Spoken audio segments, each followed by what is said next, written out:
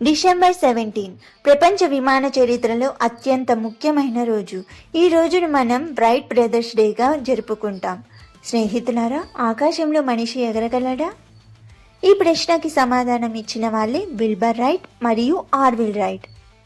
అమెరికాలో ఒక చిన్న పట్టణంలో సాధారణ సైకిల్ షాప్ నడుపుకుంటూ వాళ్ళిద్దరూ ఒక పెద్ద కలను కన్నారు. మనిషి ఆకాశంలో ఎగరాలి అని. అనేక సంవత్సరాలు ప్రయోగాలు, ఎన్నో వైఫల్యాలు, డబ్బు కొరత, అయినా వారు ఆశను వదల్లేదు.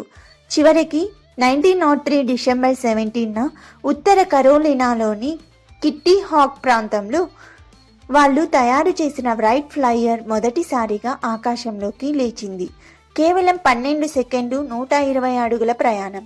కానీ అదే ప్రయాణం ఈరోజు మనం విమానాల్లో ప్రపంచం మొత్తం తిరగడానికి పునాది వేసింది.